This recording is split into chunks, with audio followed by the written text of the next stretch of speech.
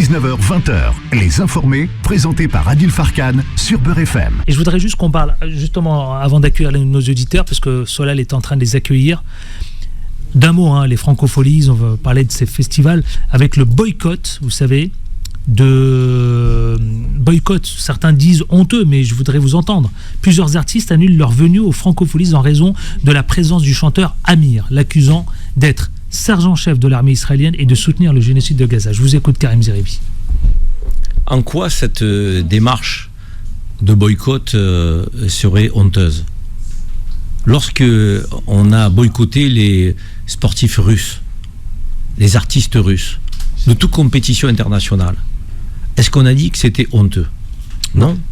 On a dit Poutine s'est mal comporté avec l'Ukraine, il nous faut envoyer un signal, un message de dimension internationale. Nous ne pouvons accepter les sportifs représentant cette nation, les artistes représentant cette nation. Il y a même des chefs d'orchestre à Munich, pour pas citer la ville et le pays, l'Allemagne, qui ont été licenciés.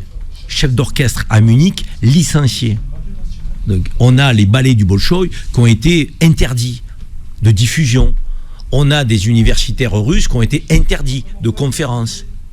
Parce qu'on estimait que le comportement de Poutine et de la Russie était en inadéquation avec le respect du droit international. Et là, certains voudraient que l'on s'insurge ou que l'on s'apitoie sur le sort d'Israéliens qu'on refuse d'accueillir dans des événements sportifs, culturels, universitaires, alors que ces Israéliens-là ne sont pas refusés ou boycottés parce qu'ils sont juifs.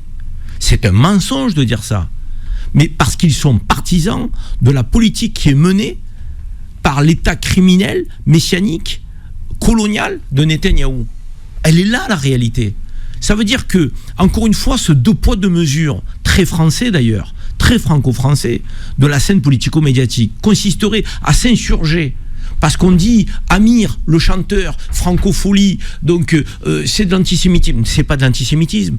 Amir, il a été joué dans un concert dans une colonie israélienne, colonie palestinienne, en Palestine. Donc, je veux dire, à un moment donné, il faut se réveiller. Il a apporté un soutien à l'armée israélienne, qui aujourd'hui commet un génocide à Gaza. Si Amir s'était exprimé pour la paix, pour la fraternité entre les peuples, avait condamné la politique israélienne, personne ne se serait insurgé de sa présence aux Francopholies. La question, c'est pas on s'oppose à la présence d'un juif aux Francopholies, du côté des artistes et des organisateurs qui émettent une réserve. C'est pas ça du tout. Le juif israélien qui monte au créneau pour condamner la politique de Netanyahou, il sera le bienvenu partout. Et il n'est pas aujourd'hui boycotté parce qu'il est juif. Il n'est pas boycotté parce qu'il s'appelle Amir. Il est boycotté parce qu'il est allé chanter. Il a porté la voix, un concert dans une colonie israélienne en Palestine. Et ça ne passe pas chez les organisateurs. Et on a le droit de le respecter, ça, quand même.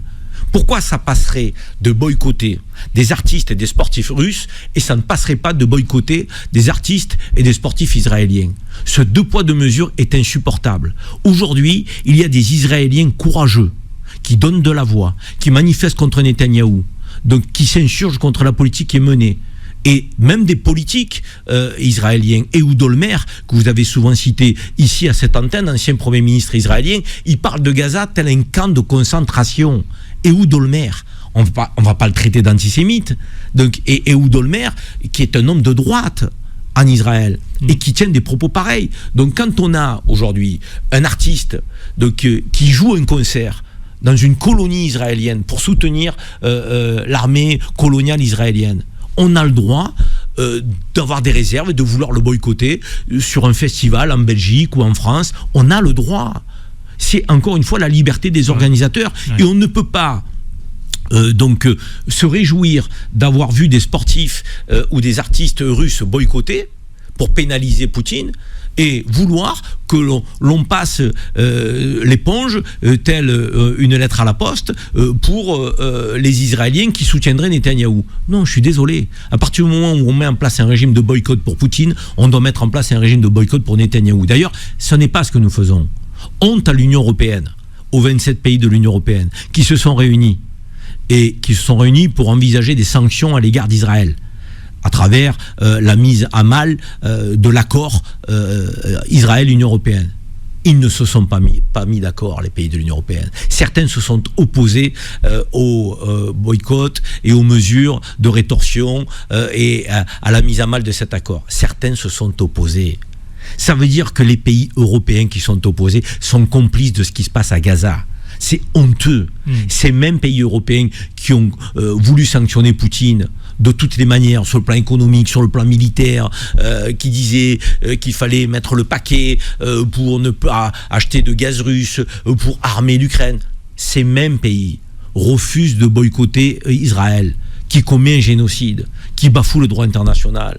C'est insupportable, Adil Farkan. Oui, insupportable ce deux poids deux mesures. Donc il faudrait accepter les artistes, les intellectuels et les sportifs israéliens qui cautionnent la politique coloniale d'éradication du peuple palestinien. Et par ailleurs, il faudrait sanctionner les Russes parce que ils sont russes. Non. Moi, je dis aujourd'hui que c'est la liberté à la fois des organisateurs d'événements culturels, sportifs, de pouvoir boycotter des Israéliens qui sont en soutien de Netanyahou, comme ils l'ont fait pour la Russie de Poutine. 19h-20h, les informés, présentés par Adil Farkan sur Beurre FM.